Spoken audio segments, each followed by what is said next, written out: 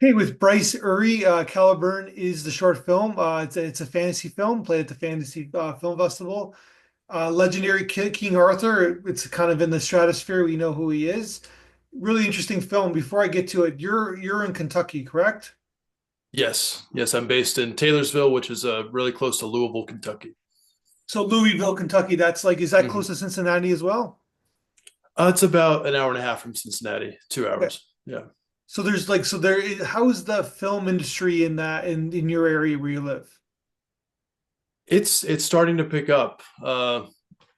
Many years ago, there was good tax incentives that incentivized productions to come to Kentucky, but those kind of wavered with different administrations. But those tax incentives are coming back, and so we're starting to see a lot more productions choose Kentucky for their home base.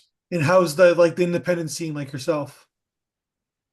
Well, it's touch and go. I mean, I work full time in a market agency, so and I've got a family, so that takes up a lot of my time. But I'm trying my best to keep the creative wheels turning and do independent film when I can. So you got a family and you got a full-time job and you made a short film. Yeah, and luckily my family was really supportive, and my job, like I said, I work at a market agency, and they were really supportive in letting me use some gear, and a lot of the people that are on my creative team there actually helped with the project as well. So Oh. it was a good relationship. So it's a far cry from, I'm assuming not that they beat down on anything that you do for like the job, but it's a difference, right, making this project and do in terms of the other projects you do for work, I guess, right? It is different. Occasionally we'll do something that's a little bit more narrative based, but usually it's more on the advertising side. And but what I've learned is that even that kind of work helps hone Sure. my filmmaking skills. Like even during the process of producing Caliburn, I felt like my skills were improving as I made it, because every day I'm working with lighting, I'm working with Yeah. blocking, framing, that kind of thing. So it it, it all kind of feeds into the creative process. A production, but it's the machine, right? A production is a production, right? So Yeah, there's certain tools and there's certain people that you need to get the best product, and you're all and always still telling a story of some sort of way too, right?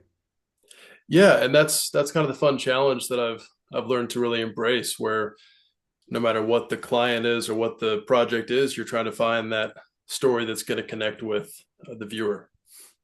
So tell me about this idea for this project. Well, I've always loved medieval stories and fantasy stories, and my wife, she used to teach at a school where she would walk her fifth graders through the story of King Arthur, and kind of things I heard from her and certain images that I saw from the books that they were reading kind of stuck with me, and I I had kind of a passing knowledge of the Arthurian mythos, and pulling all that together, I felt like there was a way to do a short film that I hadn't seen before. There was a way to take certain key elements in King Arthur's life and have it crescendo to a moment that I hadn't seen done in a cinematic way before. So it was about 2020. I wrote the script.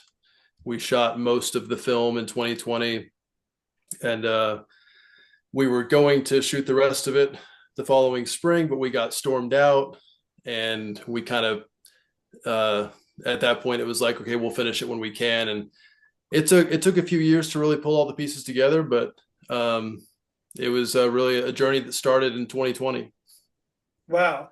And you had to bring back the actors, and they had to like look the same, I guess, right? When you first started shooting.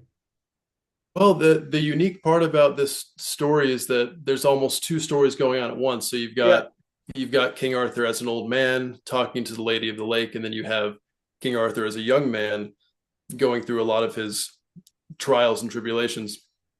And the way that the filming actually kind of broke up was that we shot all of the old Arthur material in 2020, and then all of the young Arthur material in 2023. And so we actually didn't really bring any actors back.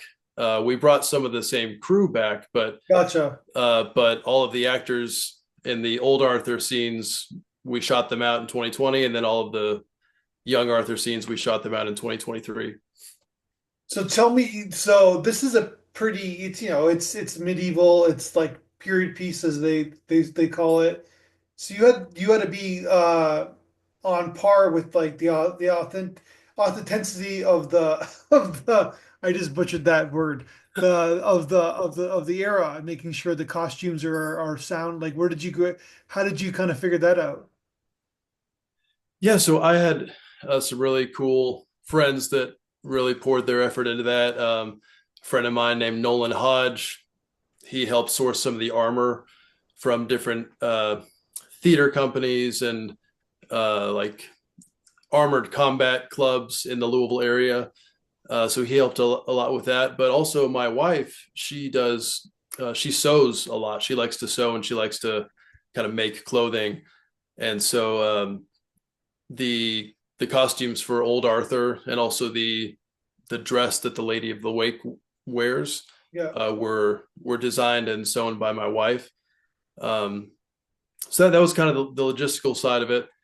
As far as the historicity of it and the authenticity, I I tried to present images that were authentic and that were believable. But I Yeah. also think that with the story of King Arthur, uh, you can approach it from a really historical framework and ask, okay, what exact century was he supposed to exist? But if you take Arthur as a myth and kind of a distillation of all those Yeah. medieval ideals into one story, you kind of have a little bit of freedom to say, okay, oh, as long as the aesthetic is fantasy medieval and as long as it all comes together and doesn't feel anachronistic, then you can have a little bit of freedom there.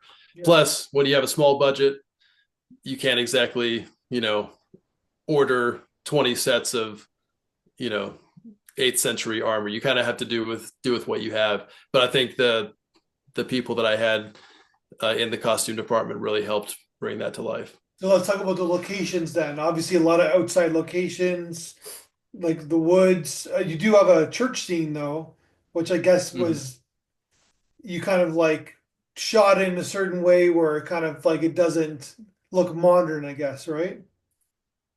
Yeah, so there's a cathedral in Louisville called the Cathedral of the Assumption, and they were very accommodating. They really just wanted to help the project get off the ground, Wow, that's and amazing and because these religious groups in Toronto, not so they're not much. accommodating. Go ahead, go ahead. Yeah, Uh, um, I think what once I explained to the kind of the keeper of the cathedral, I explained to her what our intentions were.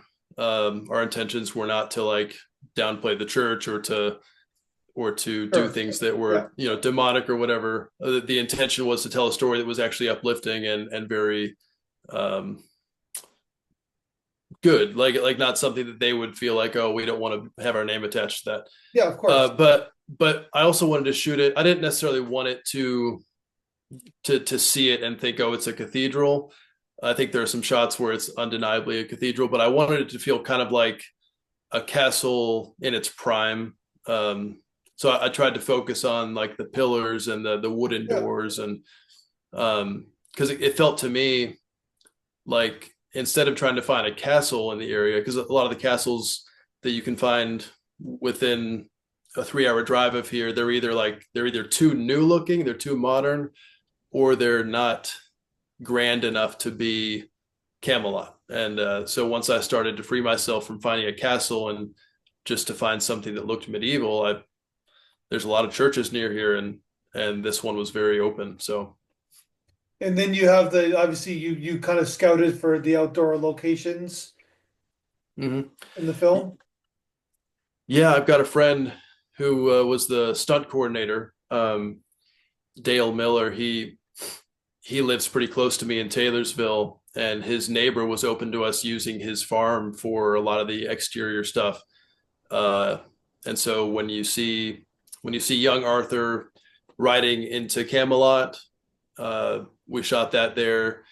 The scene where Morgan Le Fay is walking through the forest holding her son, that was shot there. But the stuff that we shot in 2020, we actually shot in a town called Ironton, Ohio, um, because I had a little family connection to a cabin that was right by a lake, and so we took our crew out there. We shot one day at the lake, and then we all slept in the cabins and a few Airbnbs, and then the next day we went to shoot the opening battle scene in the woods. So we tried to shoot as much as we could in one location. Gotcha. And then and then the early scenes you had the sword fight too, right? So that was there's your stunt coordinator coordinated that scene. Yeah, he did, and he's a great guy. He actually coordinated the opening battle scene, and he coordinated the sword fight scene between Arthur and Lancelot that happens later on in the story. Yeah. He's a great guy. He's worked in stunts for many years, and he's also an actor. His name was Dale Miller. So the actors who the young Arthur, the young characters, they finally get to see the film like 4 years later. Yeah, so I've been like slowly releasing it to people. Yeah.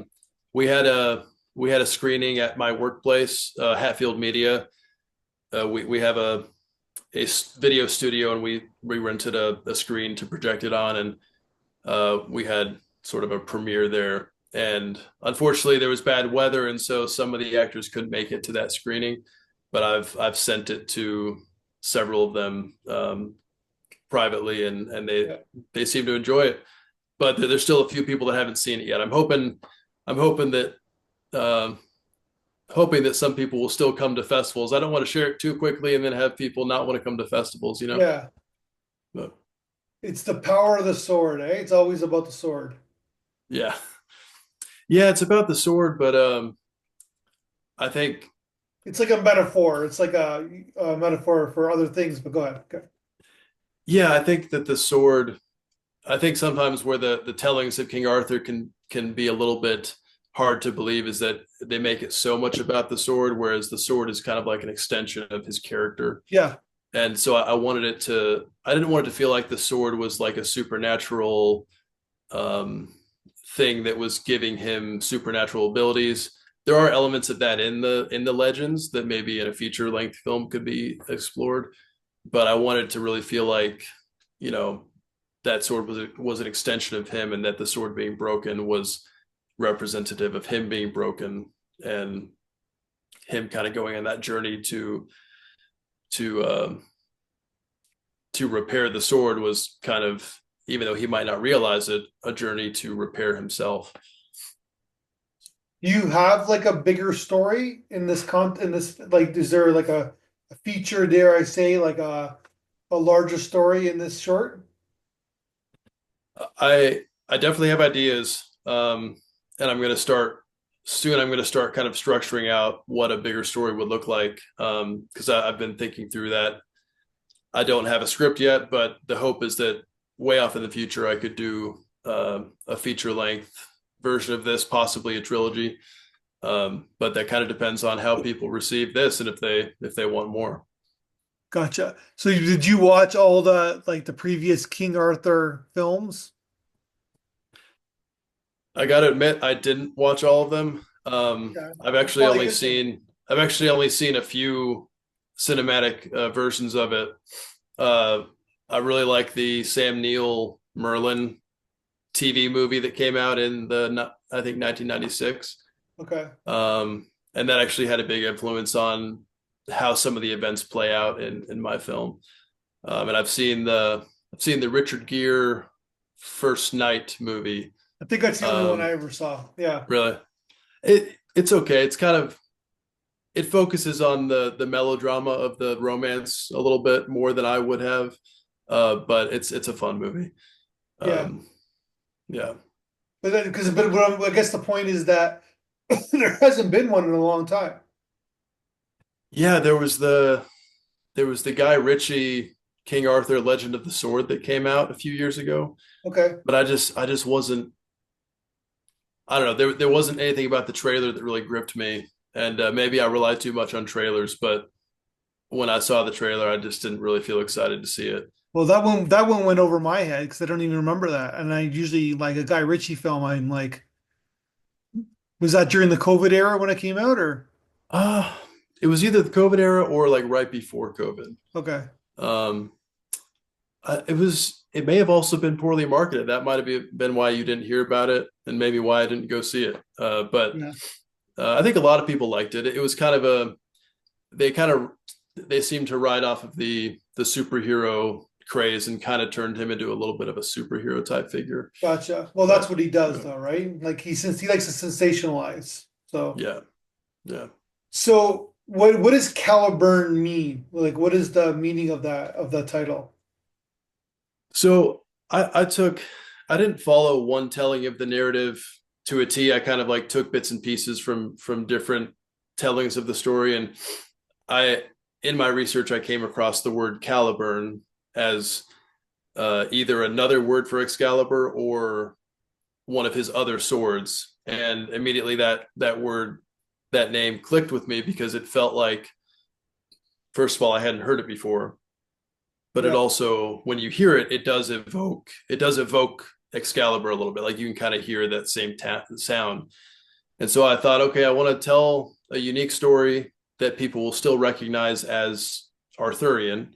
So I called it Caliburn, and I made sure that his sword was named Caliburn instead of Excalibur, because I felt like I needed something to differentiate it from other tellings. I didn't want to name the film Excalibur. I wanted to I wanted people to see it and immediately know it was King Arthur, but to also feel like, oh, it's a little bit different than what I've seen before. gotcha. Okay. So you got the film done, and then you're obviously putting it together in post. Let's assume that you could tell me that the fire scenes in the beginning are not that's special effects. That's what you did that on post. Yes, yes, we did most of it in post. Well, really all of it in post. Um, there were some shots where we lit them with like fire effects, and then we had my graphics guy at Hatfield. His name is Douglas Grillo. He's really good at doing um, motion, or he's really good at doing special effects, motion graphics, all that kind of stuff. But he was able to kind of track the scene motion wise and add layers of fire to the wide And shots. you're And shooting the film and you're knowing that you're like thinking fourth dimensionally. It's like you're knowing that fire is going to be added to this. There's even scenes where the actor's kind of like at the beginning where like he's kind of moved like you're kind of directing the actors to saying, okay, there's a big fire is coming your way. You're in the middle of a fight. You got to yeah, imagine this is happening.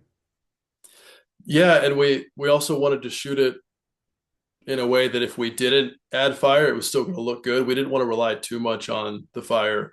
Yeah. We wanted to shoot something that was compelling as is, and then the fire was just going to elevate it. But yeah, it was a challenge because we also had limited extras, and so to have them appear afraid that hundreds of people are pouring over the hills to attack them when really we had like 8 people. Yeah. That was also kind of a movie magic moment, I guess. So it's so I find it interesting because like the younger King Arthur is in the middle of the film, right? So and you bookend the film with the older King Arthur.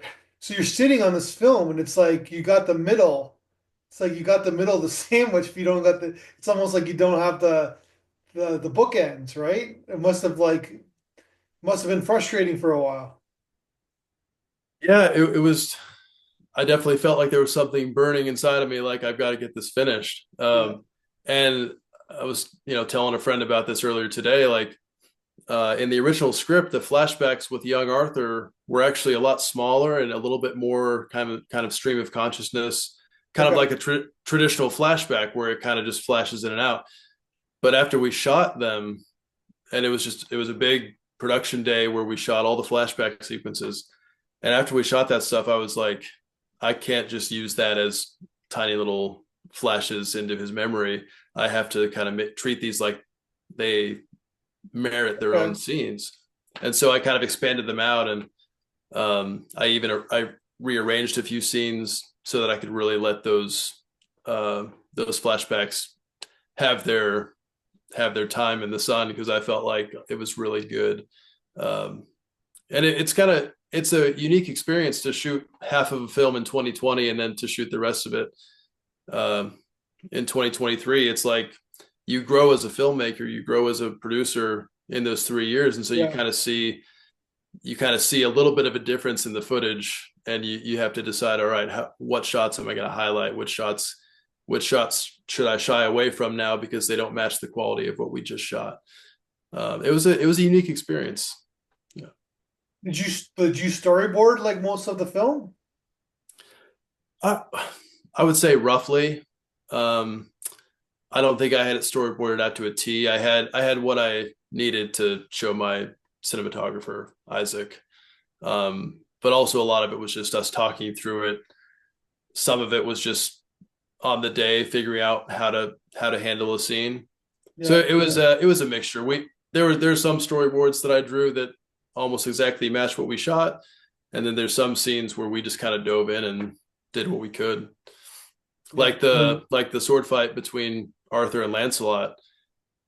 It's kind of funny, and I'm embarrassed to say, but I originally was going to have them actually clash together foam swords, because I didn't want to deal with the stress on that day of like real steel swords in that fight, because we didn't have the time to really do a coordination day. But as I was off shooting something else, Dale was working with the actors with the real steel swords, and by the time I got there, they had the fight scene down to a T. Yeah. In retrospect, if I had shot that scene with foam swords and only used the steel for close-ups, it just wouldn't have sold. You need that solid, clamor of steel hitting steel. So a lot of that stuff was just the brilliance of the people that I brought into the process with me. I love the shot of the like I think it's maybe like three, four, maybe sorry, maybe like 4 or 5 minutes in with the woman kind of screaming. I don't want to Mm-hmm. give too much away, but that she's screaming and then her eyes, and it's like a 40-second shot. And it's like and there's so much going on in that scene. You know what I'm talking, you know what I'm referencing? Yeah, oh yeah. It's definitely the scene where I see the most audience reaction, Yeah, where they're up until that point the film's kind of like, oh, it's moving along, it's fine, but yeah. then that scene hits and they're like, oh, that's freaky. And that was something where originally I had just planned to shoot the shot of her carrying Mordred through the forest and have that be the implication for Yeah. her son being born. But at some point, I had an idea. Man, what if I threw that scene in there and really uh, really showed how horrifying Mordred was? Um, and it ended up being one of my favorite scenes, just because of the brilliant way that my DP Isaac lit the scene, so that she's kind of got this green hue over her, but she's also got the orange light of the fire on her side. It was just a very kind of it makes you feel kind of strange to be watching. Um, but yeah, I'm glad that stood out to you too. Well, whoever that actress is, that's her reel. That's on her. That should be on her reel. Like that's an amazing performance on her part. So Oh yeah, she was great. yeah, Her name is Laura Rady. Um, I'm blanking on where she's based. I think she's based out of Cincinnati, but she really knocked it out of the park. She had submitted for a role back when we shot, or back in like 2021. She submitted, and then we had a long hiatus where we couldn't really shoot. And then when we finally were getting ready to shoot, I emailed her and said, "Hey, would you like to play Morgan?" Because I thought she had a good look for it. But man, when she showed up for those scenes, she really sold that evil character. yeah. So the big question is that does he like the sword or the or his girl more? What does he like more? The I think I think it's about him learning to let go of what he can't control. So um, the sword is sort of like an embodiment of his purpose. yeah, So he kind of has to choose: am I going to cling cling to something that is obviously trying to slip away from me, or am I going to give it up so that I can reach my full potential? Um, so I don't know. I think he would like to be with the girl, but he Yeah. has to learn to kind of cast away the thing that is Yeah. just not sticking, not staying That with him. in today's world, that's a metaphor for our iPhones, what you just described. A metaphor for what? Our iPhones, our phones. Oh yes. Yeah. I mean, a little bit. Like you want to, you don't want to be too on the nose about like uh, modern imagery in a medieval film, but yeah, like are you going to be obsessed with something that is without like out of your reach, or are you going to give up the things that you can't really have? And like you said, like our iPhone, we at the tip of our fingers, we have anything in the world, but we also have nothing because it can't actually offer you what you need as a human. It offers you a facade of what you need. So yeah, maybe a modern telling of King Arthur could be him throwing his iPhone into the lake and Yeah. uh, But no, because we're all watching the film through the lens of today, right? mhm. So that's where we perspective. Well, like all I gotta say is like great on you, even great post production, great sounds. It seems like you got a great team going on where you work, and you must have a nice boss because they helped you, or maybe you're the boss, I don't know, but you must because they really helped you. They really helped you out with this film. Yeah, yeah. My boss is named Drake Hatfield, Hatfield Media. He was really supportive, and he helped me put on the screening that we had at the studio. And so it's great to have people around me that really want to see this project succeed. Yeah, And and you too. Like, thanks for all the support of this festival. It's been great to be a part of it. well, thank you. Correct me if I'm wrong. I'm going through the credits and I saw Clooney. I saw a Clooney name. I know they're from the area. Is there their Oh, relation? I think unless I'm misremembering, I think it was Cooney. You There's no sure? L. Yeah, Okay. unless there's a typo in there. But we have some friends named the Coonies that were also one of the Okay. they were some of the villagers that were welcoming Arthur into Camelot. Gotcha. So no, if you have any connections with Clooney, let me know because I've got a role for him if he wants to. But Well, he's from where you live, right? So I think so. But yeah, there's no connection there. okay. Uh, yeah. So so what's next for you? You got the bug. You gonna make another film? Yeah, I think I've got the bug. I think I'm just trying to get other people to catch the bug too. I've got a feature length concept that I'm working on, based off of a short story by the author George MacDonald. It's kind of like it would be sort of like a modern day fairy tale, but I'm trying to garner support for that and get that project off the ground, hopefully within the next year. So you're gonna keep making movies. For the foreseeable future, yes. Cool. Yeah, until I can find something else I'm better at. Yeah. Well, congratulations on the success so far in this film. Seems like you're just starting out, and I wish you the best of luck. Hopefully, we'll get into all kinds of festivals, and people can see this modern story of this. Because nobody really knows, like you said, like it's like you can kind of you were had liberties to kind of tell the story the way you wanted, and I think you did a great job. So, congratulations. Thank you. I appreciate that. All right, let's talk again soon when you make your next film. Sounds good. Talk to you later.